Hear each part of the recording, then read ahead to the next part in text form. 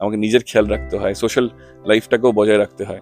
I have become more disciplined compare to যদি আমি normal 9টা থেকে 5টা চাকরি করতাম, আমি অতটা হয়তো ডিসিপ্লিন মেবি ব্যবহার মানুষের সঙ্গে ঠিক থাকে, লোকে অ্যাটলিস্ট হেল্প না করে তোমার ক্ষতি করবে না। মানে ভ্যালেন্টাইন ডে থেকে কি এই ভ্যালেন্টাইন ডেটাকে তুমি এখনো পর্যন্ত প্রেফার করো? দেখো আগে তো ইট ওয়াজ এ ডেট ডে, তখন তো স্কুলে পড়তাম, ওরকম পড়তাম, গার্লফ্রেন্ডের সঙ্গে বেরোতাম, এখনো গার্লফ্রেন্ডের সঙ্গেই বেরোবো।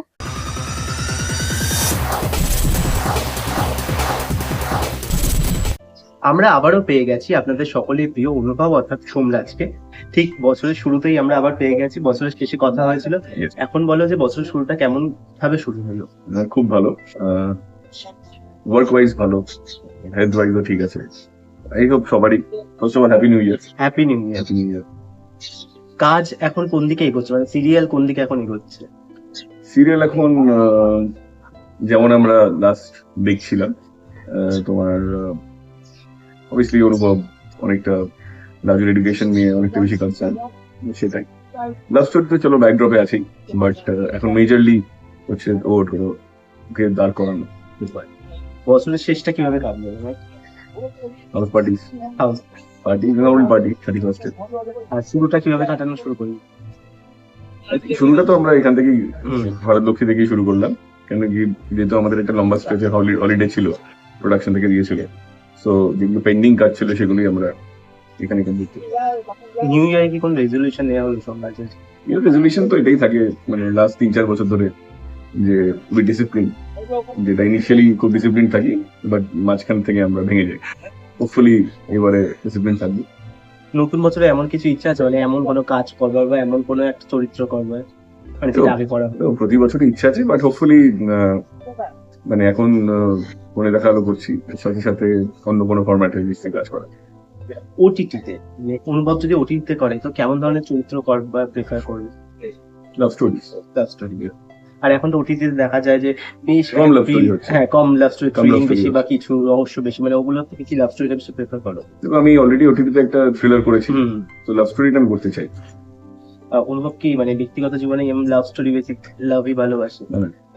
অনেক রকম জনরাই করা যায়, কিন্তু আমার মনে হয় লাভ has easily connecting to the audience.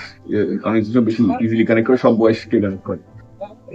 আর ব্যক্তিগত ভাবে মানে তোমার কি ধরনের গল্প বেশি ভালো লাগে? মানে গল্প বলি বা জীবনের সাথে রিলেট বলি, মানে লাভ স্টোরিটাই কি বেশি প্রেফার করো? এই মুহূর্তে love story, action love story. Thriller আমি অতটা প্রেফারেবল নই, করেছি বাট অতটা আমি অত নট আ বিগ ফ্যান। অনুভব কি মানে নিজের ব্যক্তিগত জীবনে লাভ স্টোরির মতো লাভ ভালোবাসে, নাকি রিয়েলিটির লাভটা অন্যরকম ভাবে মনে করে? লাভ স্টোরি তো অনেকভাবেই হয়, মানে তোমার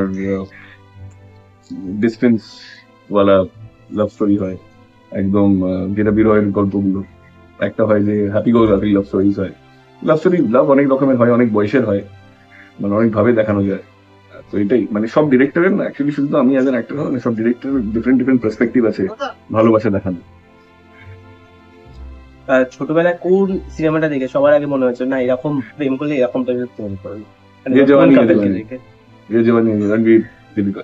বছরের শুরুটা যে যেমন ভাবে শুরু হলো, শেষটা কিভাবে শেষ করবার ইচ্ছা আছে, মানে কি কি পাল্টানোর ইচ্ছা আছে নিজেকে? নিজেকে পাল্টানোর ইচ্ছে নেই, বাট অনেক হেলদিয়ার। আমি চাই সবাই একটু হেলদি, মানে health, good health is good wealth, and healthy better কাজ করা। দর্শক সামনে কি কি দেখতে চলেছে যে দর্শককে এখন দর্শক সামনে দেখতে চলেছে, মানে লাস্ট আমি যা শুট করলাম, ডিফারেন্ট শখ হবে দর্শকের, মানে ওই শখে মানুষ খুশি হবে, মানে দুঃখে পাবে না, সেটাই। আর দর্শককে কি বলবো নতুন বছরে? বছরে বলবো সবাই প্লিজ নিজের হেলথের খেয়াল রাখুন, ভালো করে কাটান, ফ্যামিলির সঙ্গে সময় কাটান। এখন দেখা আলো দেখুন মানডে টু ফ্রাইডে 9:30টার সময়। মাঝখানে অনেকখানি শুটিং এর সময় চলে গেল, বা সন্ধেও হয়ে গেল, আবার ফিরে এলাম আমরা আড্ডায়। একটু আমার অন্যরকম একটা প্রশ্ন আছে, তোমার তো নিশ্চয়ই এই ইন্ডাস্ট্রিতে থাকতে গেলে ট্রোলিং এর মুখোমুখি পড়তেই হয়। ট্রোলিংটা কিভাবে সামলাও বা ট্রোলিংটাকে কিভাবে হ্যান্ডেল করো? ট্রোলিং সামলাতে হয় না, দেখো ট্রোলিং এর মতন হয়, আমাকে আমার কাজ করতে হয়, মানে সবাইকে, মানে শুধু অ্যাক্টার্স কেন, পলিটিশিয়ানস সবাই, মানে trolling is also a part of the social media, you can't control trolling, you have to accept it. আর একদিকে যেমন ট্রোলিং, অন্যদিকে সমালোচনা তোমাকে ইন্সপায়ার করে নাকি একটু দুঃখ দেয় মাঝে মধ্যে?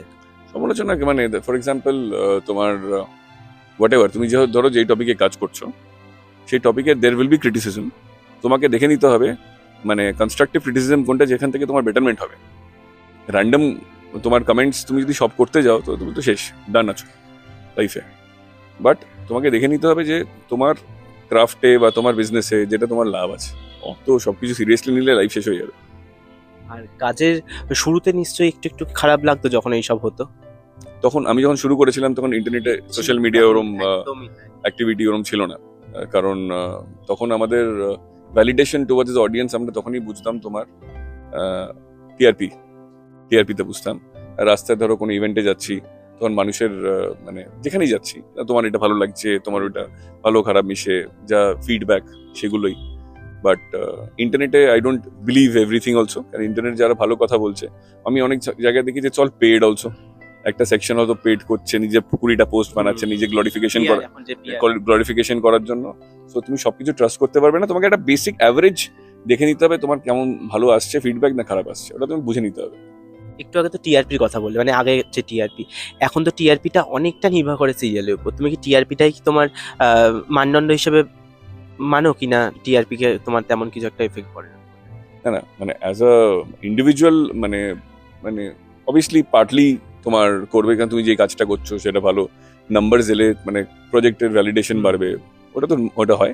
বাট ওটা অতটা এফেক্ট করা উচিত নয় আমি মনে করি, বিকজ ওটা শুধু অ্যাক্টার্স নয়, এটা টিম ওয়ার্ক, গল্প মানুষের সঙ্গে কানেক্ট করছে কিনা, ডিরেক্টর আছে, রাইটার আছে, একটা প্রোডাকশন আছে, প্রোডাকশন ভ্যালু আছে, লেটস বি প্র্যাকটিক্যাল। তো সবাই মিলে বেসিক্যালি ওটা হয়।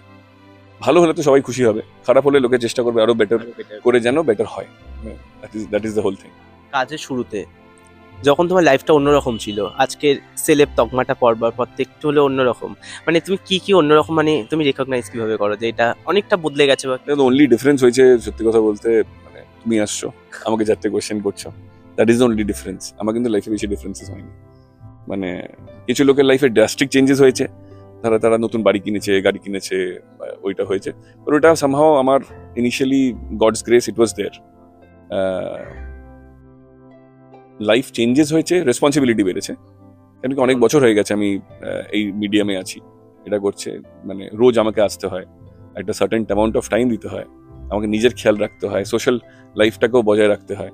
I have become more disciplined compare to যদি আমি নর্মাল 9টা থেকে 5টা চাকরি করতাম, আমি অতটা হয়তো ডিসিপ্লিন মেবি হতে পারতাম না। আমি হয়তো বলতাম আরেকটা জিনিস সুবিধা হয়েছে, আমার কাজের একটা অ্যাডভান্টেজ আছে যেটা বাইরের লোকেদের নেই আমি মনে করি। কোনটা? আমি না ডিফারেন্ট গল্প বলতে পারি মানুষকে, হ্যাঁ, কারেক্ট। তো আমাকে ডিফারেন্ট দিস অ্যান এক্সাইটমেন্ট, আমার ডিফারেন্ট ভাবেই সাজতাম। যদি একটাই কোম্পানিতে ধরো 10-12 বছর থাকতাম, আমার তো আর ওরমভাবে কিছু হতো না। সো আমাকে আউটডোর যেতে হয়, ফিজিক্যাল কাজটা হতো বেশি আমার। মেবি আর কিছুদিন বাদে হয়তো এটা নিয়ে আমি হয়তো কমপ্লেন করবো, বাট এই মুহূর্তে তো আমি মোটামুটি এনজয় করছি, অসুবিধা হচ্ছে না। তুমি একটু আগে বললে যে তোমার লাইফে একটা চেঞ্জেস এসেছে, যে আমি এখানে দাঁড়িয়ে আছি, বা আমাদের মতো অনেকে এসে এখানে দাঁড়ায় তোমার সঙ্গে কথা বলবার জন্য। হ্যাঁ, মানে এবার কথাটা শোনো, তোমাকে যখনই আমরা আসি তখন দেখি তোমার মধ্যে একটা ভালো একটা অ্যাপ্রোচ থাকে, যে ভাই চল এবার করে নেবো একটু পর বা কিছু। এটা সবার মধ্যে থাকে না, মানে অনেকেই আসে প্রথমে সেই একটা ব্যাপার থাকে যে ঠিক আছে একটা অ্যাভয়েডিং, হ্যাঁ একটু এরকম টাইপের সোকল সেলেব একটা ব্যাপার থাকে। তোমার মধ্যে এই ব্যাপারটা এতগুলো বছর হয়ে গেল, তো এই ব্যাপারটা কেন আসেনি? মানে এর পেছনে কি কোনো রহস্য আছে? সত্যি কথা বলবো, আচ্ছা প্রথমত ইট ইজ ইয়োর জব, এটা তোমার কাজ, and I have to respect your job. It is also my job to tell you আমার নিজের মানে ভার্সন তোমাকে বলা। তুমি আসছো বলে আমি মানুষের কাছে পৌঁছাতে পারছি। ডেফিনেটলি আমার acting is a medium, channel তো আছেই বা হোয়াট এভার, বা তুমি আছো বলে পৌঁছাতে পারছি, বা আমি আছি বলে তুমি আমার থেকে কন্টেন্ট নিতে পারছো। So we are co related. আমরা যদি দুজনকে যদি রেসপেক্ট না করি, এত কিছু যে হলো, এতগুলো যে বছর চলে গেল, তুমি কি ভাগ্যে বিশ্বাস করো? এই সব কিছু যে ভাগ্যের জন্য, নিজের পরিশ্রম তো বটেই, ভাগ্য ডেস্টিনি তো আছে, ডেস্টিনি তো আছে, ডেস্টিনি তো হবেই। ডেস্টিনি ছাড়া তুমি কোথাও যেতে পারবে না। ডেস্টিনি আছে বলেই আমি এন ইঞ্জিনিয়ার ইলেকট্রনিক্স। আমার অন্যরকম প্ল্যানিং ছিল লাইফে, আমি এখন অ্যাক্টর হিসেবে থেকে গেছি। আমি ভেবেছিলাম 1 বছর টিকতে পারবো না, কিন্তু এত বছর টিকে গেলাম। আমি জানি না এরপরে কি হবে, বাট আপাতত তো থেকে গেলাম।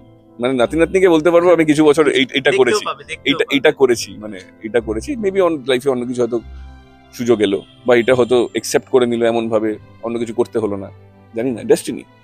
এতগুলো বছর হয়ে গেল বললে, মানে যাই হোক অনেক কিছু আপস অ্যান্ড ডাউন যেমন হয়, প্রথম দিকে কি এমন কোনো মানে ডাউনের সময় এসছে, বা তোমাকে মনে হয়েছে পেছন থেকে কেউ আটকে দিচ্ছে ব্যাপারগুলোতে, নাকি সবার থেকে সাপোর্ট হয়েছে? ব্যবহার তোমার যদি ব্যবহার মানুষের সঙ্গে ঠিক থাকে, লোকে অ্যাটলিস্ট হেল্প না করুক, তোমার ক্ষতি করবে না, এইটা আমি বিশ্বাস করি।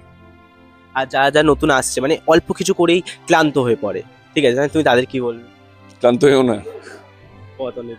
পথ অনেক দূর আছে, একটা সাকসেসে লাফিও না, ধাক্কা খাবে, আবার উঠতে হবে, মানে ওরকম কোনো বিষয় নয়, মানে জাস্ট বি কনসিস্টেন্ট, আরামসে করো, সব ঠিক হবে। আরও বেটার অপরচুনিটি, অ্যাকচুয়ালি আমরা যখন শুরু হয়েছিল না, আমি I was telling this to my friend, প্রথম 4-5 বছর আমাদের সোশ্যাল মিডিয়া ডিজিটাল ফুটপ্রিন্টই ছিল না।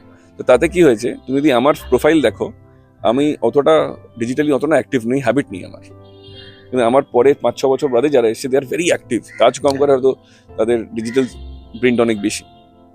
তো মানে ওই হ্যাবিটটা আস্তে আস্তে বানাতে হবে।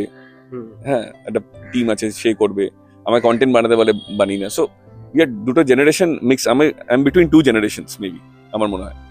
সো ট্রাইং, ওইটাই ডিফারেন্স এসছে, আর বেশি কিছু ডিফারেন্স নেই। আচ্ছা, সামনে তো সরস্বতী পুজো, কি প্ল্যান? আমার বিল্ডিং এ সরস্বতী পুজো হয়, এখানে হয়, এখানে তো প্রতি বছর আমি আসি, মানে তোমার এদের সঙ্গে আমার অ্যাসোসিয়েশন লাস্ট 10 বছর। তো এদের সঙ্গে আসতে হবে। সাইনার বাড়িতে পুজো আছে, এবারে সাইনার বাড়িতে যাব। তার মানে ছোটবেলাকার সরস্বতী পুজোটা কেমন ছিল? Bengali Valentine's day. মানে ভ্যালেন্টাইন ডে থেকে কি এই ভ্যালেন্টাইন ডেটাকে তুমি এখনো পর্যন্ত প্রেফার করো? দেখো, আগে তো ইট ওয়াজ এ ডেট ডে, তখন তো স্কুলে পড়তাম, ওরকম পড়তাম, গার্লফ্রেন্ডের সঙ্গে বেরোতাম, এখনো গার্লফ্রেন্ডের সঙ্গেই বেরোবো, বাট তখন গার্লফ্রেন্ড হবে কি হবে না ওই কোয়েশ্চেন ছিল, এখন হয়ে গেছে। So that's another thing. আচ্ছা, আর বেশিক্ষণ আটকে রাখবো না, দর্শককে কি বলবে? দর্শককে বলবো, আমি সবসময় বলি, এখন যে কাজটা করছি, কোণে দেখা হলো, সোম থেকে শুক্র প্লিজ দেখতে 9:30 সময়, ঠিকঠাক গল্প আছে, ভালোই লাগবে, আমার করতে ভালো লাগছে, আপনাদের খারাপ লাগবে না। আর এইরকম বিভিন্ন ইন্টারভিউ দেখবার জন্য অবশ্যই চোখ রাখতে হবে টলি ফোকাসে। Thank you. Tollywood focus Kolkata চ্যানেলটি আপনাদের ভালো লেগে থাকলে লাইক করুন, সাবস্ক্রাইব করুন এবং আপনাদের পছন্দের ভিডিওটি অবশ্যই শেয়ার করুন। Tollywood focus Kolkata.